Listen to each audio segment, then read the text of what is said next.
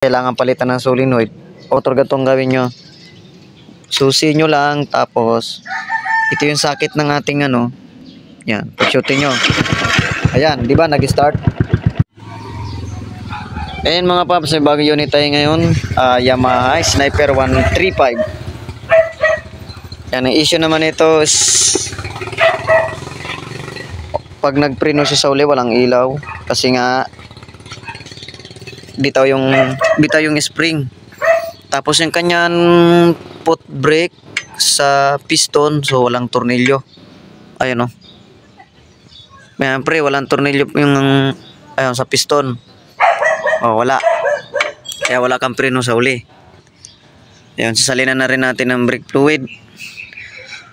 Tapos yung starter niya ayaw gumana. So susunin natin yan kung solenoid ba ang sira o starter button or yung motor niya mismo, starter motor itong button or solenoid. Wala siya. So wala. So try natin mamaya pag gumana na yung foot brake, try natin kung gagana yung starter. Ayan, let's go. At saka pala pinapapalitan niya ng stock kasi mahina. Ayaw niya ng ganito, mahina. Yan. Pinapalitan niya ng halogen, meron na dyan. So kabitan natin, let's go. Ayan mga paps, so ang winawiring nga natin ngayon sa unit natin na Sniper 135 is yung starter niya. So ito yung solenoid niya. Ngayon, para malaman natin na gumagana yung wiring or kailangan palitan ng solenoid or yung supply ng positive negative na solenoid ang sira, try natin kung gumagana yung motor niya, starter motor. Gatong gawin nyo, susi nyo lang, tapos ito yung sakit ng ating itong malaking wire na to na 2 piraso. Yan, pag-shootin nyo. Ayan, di ba nag-start? Ito kasi yung dalawa na to, ito yung supply ng button starter. So ito yung pinakan switch, yung dalawang malaki. Ayan, so okay siya, nag-start siya. So ang aalamin na lang natin kung ito'y gumagana. Malamang kung wag ito'y gumagana, susupply natin dito ng positive negative sa malit na to. So ang susunsunin na lang natin yung galing dito, yung positive negative na siniswitch nito papunta rito. Yun lang ayusin natin pag ito yung okay pa. Ayan mga paps, nakakuha naman kayo ng mga tip. Ayan, let's go. Ayan mga paps, so tinisting ko nga, nilagyan na natin ng supply itong dalawang maliit. So gumagana pa to. So isa lang ang susunsunin natin, wala nang iba. Yung galing dito papunta dito sa dalawang maliit na to. Yun lang, okay na siya. Let's go. Ayan mga paps, so nakita na natin ang sira. So pakita ko sa inyo ha. Ito yung supply socket papuntang button na to. Ngayon, i-bypass natin to. Try natin dito, short. Ito to yan. Kung magi-start ng ating motor, okay? So susian natin. Ayan. Tapos short mo lang kasi switch, papuntang switch yan eh. Ayan, gumana na. So ang sira ay push button. So try natin to ma-repair kung kayang repairin or hindi na palit bago. Pero sana makayang repairin lang. Ayan, okay na.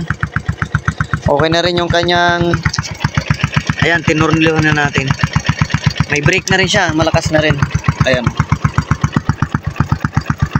Oh, lakas na pag ginapakan mo. May ilaw na rin siya pag nag-brake ka kasi dati wala, bitaw. Ayan oh. Oh.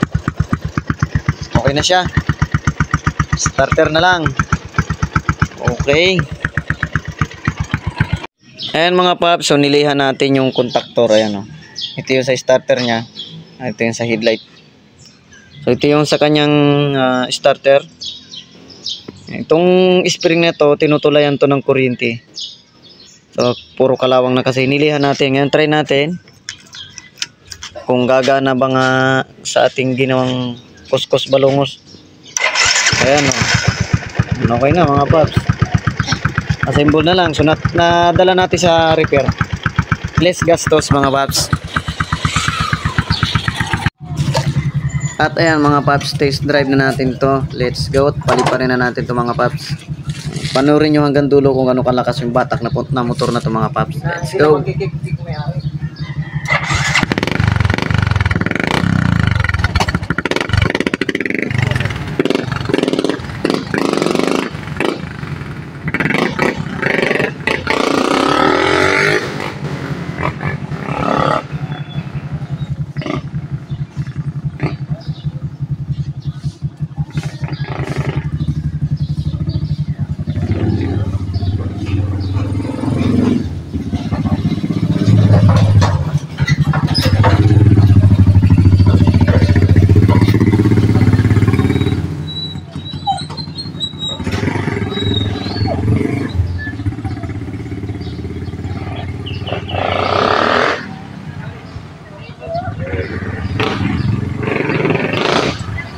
Huwag mo lang ilaw nyo na.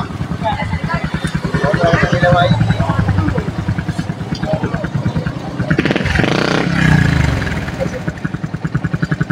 Huwag ba makina?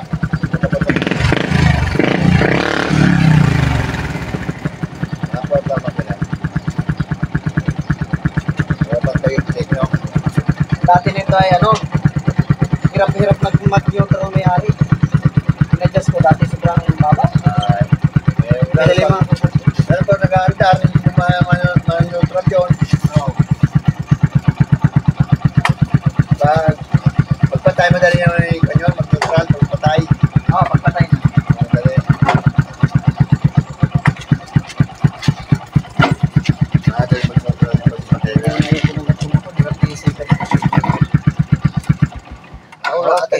Atagilid mo lang. Para madali sa interestan. Oo. Ayan mga paps, okay na. Konting ano lang, gas-gas aron dako ang kuan ba? Dako ang libur ba?